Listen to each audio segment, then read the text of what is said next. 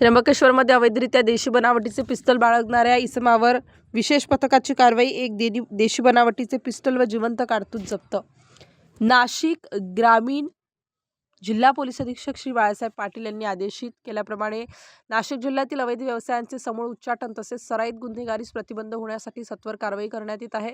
दिनांक 23/12/2025 रोजी माननीय पोलीस अधीक्षक नाशिक ग्रामीण यांचे विशेष पथकातील अधिकारी व अंमलदार असे अवैध व्यवसायांवर कारवाई करण्यासाठी गस्त घालत असताना मिळालेल्या गुप्त बातमीनुसार त्र्यंबकेश्वर पोलीस ठाण्याच्या हद्दीत पेगलवाडी फाटा येथे रोडवर एक इसम अवैधरित्या घातक अग्निशस्त्रे बाळगून काहीतरी गुन्हा करण्याच्या उद्देशाने फिरत असल्याची बातमी मिळाली। त्याप्रमाणे पथकातील अधिकारी व अंमलदार यांनी त्र्यंबकेश्वरमधील पेगलवाडी फाटा येथे सापळा रचून संशयित इसमास शिताफीने ताब्यात घेतले। सदर इसमास विचारपूस केली असता त्याने त्याचे नाव देवराम संतू सोनवणे, वय 46 वर्ष, राहणार तळेगाव, तालुका त्र्यंबकेश्वर, जिल्हा नाशिक असे असल्याचे सांगितले। त्याच्या कब्जातून एक देशी बनावटीचे पिस्तल, गावठी कट्टा, एक जिवंत कारतूस, एक मोटारसायकल, मोबाईल फोन असा मुद्देमाल मिळून आला। हा इसम विनापरवाना बेकायदेशीररित्या अग्निशस्त्र कब्जात बाळगताना मिळून आला असून त्याच्या विरुद्ध त्र्यंबकेश्वर पोलीस ठाणे भारतीय हत्यार कायदा कलम 325 सह म पो का क महाराष्ट्र पोलीस कायदा कलम 135 प्रमाणे गुन्हा दाखल करण्यात आला।